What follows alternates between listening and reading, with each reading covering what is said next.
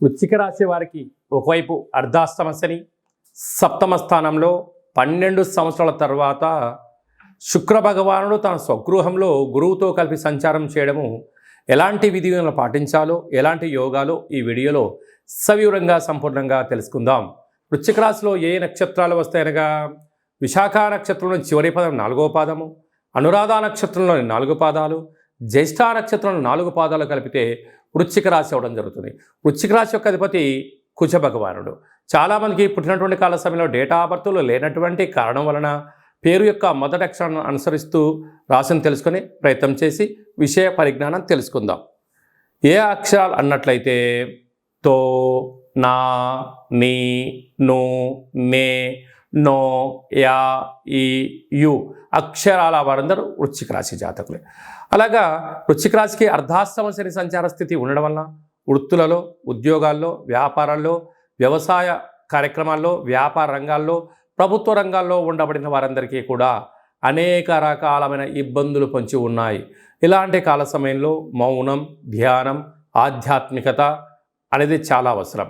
తొందరపడి ఎలాంటి నిర్ణయాలు తీసుకోవద్దు. కొత్త పనులు కానీ, పాత పనులు కానీ చేసే విషయంలో 1కి 100 సార్లు ఆలోచించి అది నిజం, ధర్మం, సత్యం, అదృష్టం, ఆనందం అవుతుందన్నప్పుడు మాత్రమే మీరు నిర్ణయం తీసుకోండి. లేకపోతే కొంతకాలం ఎదురు చూసినా ఇబ్బంది లేదని చెప్పి గమనించాలి. కనుక మీరు ఎంత బరువు అయితే ఉంటారో అంత బరువు కలిగినటువంటి ఉప్పును తులాభారంగా చేసుకొని ఆ ఉప్పునంతా నీటిలో కలిపి ఆ నీటితో మహాదేవుడికి రుద్రాభిషేకం చేసుకోవడం, కాళభైరవ స్వామి యొక్క అభిషేకం చేసుకుంటున్నట్లయితే అనుకూలం లేనటువంటి కాలము మీకు అనుకూలించే పరిస్థితి వస్తుందని చెప్పి గమనించాలి. పంచమ స్థానంలో కుజరాహుల సంచార స్థితి నూతనంగా వివాహమైన దంపతులకు పుత్ర పుత్రిక సంతాన యోగము. 6వ స్థానంలో బుధ శుక్ర సంచార స్థితి విదేశాలకు వెళ్ళాలని, నూతన వస్తువులు కొనగాలని, కారు బంగ్లా విల్లాల్లో క్రయ విక్రయాల యోగదాయకం. 7వ స్థానంలో రవి సంచార స్థితి, సప్తమంలోని గురు సంచార స్థితి.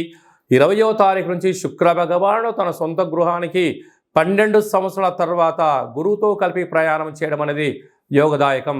ప్రధానంగా ప్రేమికులు చాలా జాగ్రత్తగా ఉండాలి. భార్యాభర్తలు చాలా అన్యోన్యంగా ఉండగలగాలి. పార్ట్నర్షిప్ వ్యవహార కార్యక్రమాలు చేసేవారు అవగాహనతో ఉండగలగాలి. లేకపోతే పచ్చడి వ్యాపారంలో, పచ్చడి కుటుంబంలో, పచ్చడి ప్రేమలో అనేక రకాల విభేదాలు రావడం, పచ్చగడ్డి వేసిన బగ్గుమనిపోవడం, అనేక రకాల దూరం అవడం, పోలీస్ స్టేషన్లు, గొడవలు, ప్రమాదాలు, అనేక రకాలమైన సమస్యలు పొంచి ఉంటున్నాయి. కారణం ఏమిటయ్యానగా అంటే 7వ స్థానంలో రవి చేత గురు భగవానుడు, శుక్ర భగవానుడు సంయోగం చెందడం వలన బలం నిర్వీర్యమైపోయి కాలముకు అనుకూలించదు. ఇలాంటి కాల సమయంలోనే ఓపికగా, పట్టుదలగా ఎవరన్నా ఏదన్నా అన్నా కూడా పట్టించుకోకుండా మీరు ప్రయాణం చేయగలిగితే రాబోయే కాలం మీ యుగమే అని చెప్పి గమనించాలి.